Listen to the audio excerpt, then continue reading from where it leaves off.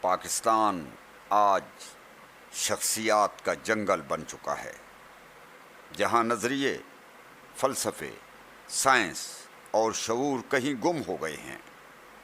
آخر ہمیں شخصیات چاہیے یا نظریات؟ اور کیا صرف چہرے بدلنے سے نظام بدل سکتے ہیں؟ پاکستان میں شخصیت پرستی کوئی اچانک پیدا ہونے والی بیماری نہیں، اس کے بیچ برطانوی سامراجی نظام نے اس خطے کی سیاست اور سماج میں بوئے تھے۔ سامراج کو ایسے معاشرے کی ضرورت تھی جہاں عوام اپنے اجتماعی حقوق، اپنے اداروں اور اپنے طبقاتی مفادات کے بجائے کسی طاقتور فرد یعنی جاگیردار، سردار، نواب یا سیاسی شخصیت کے ساتھ وابستہ ہوں۔ اور آزادی کے بعد ہم نے اس ورثے کو ختم کرنے کے بجائے اسے مزید مضبوط کر دیا۔ آج پاکستان کا سیاسی منظرنامہ دیکھیے، ہر طرف شخصیات ہیں۔ کوئی کسی کا دیوانہ ہے، کوئی کسی کا عقیدت مند ہے، کوئی اپنے لیڈر کی ہر بات کو سچ سمجھتا ہے تو کوئی دوسرے لیڈر کی ہر بات کو غداری قرار دیتا ہے۔ سوال یہ ہے کہ ہم شخصیت کے پیچھے کیوں چلتے ہیں، نظریے کے پیچھے کیوں نہیں چلتے؟ یہی وہ مقام ہے جہاں ہمارا المیہ شروع ہوتا ہے۔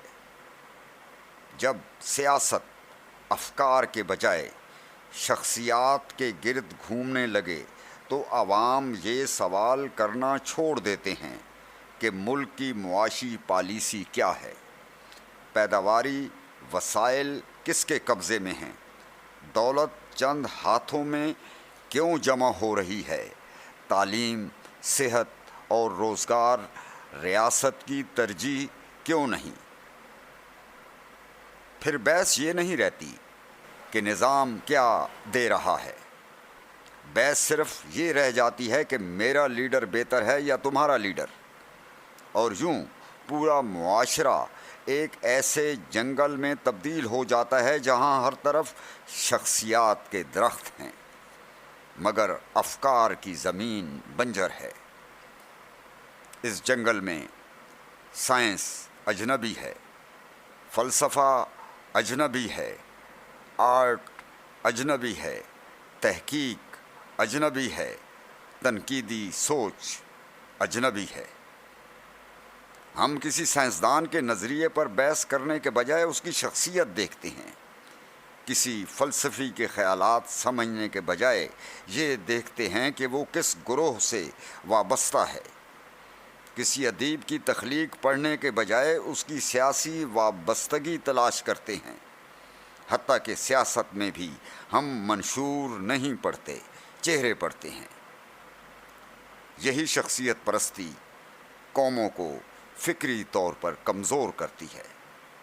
ترقی یافتہ معاشرے کسی ایک فرد کے مرہون منت نہیں ہوتے، وہ ادارے بناتے ہیں، سوال اٹھاتے ہیں، اختلاف برداشت کرتے ہیں، تحقیق کرتے ہیں اور اپنے فیصلے دلیل کی بنیاد پر کرتے ہیں۔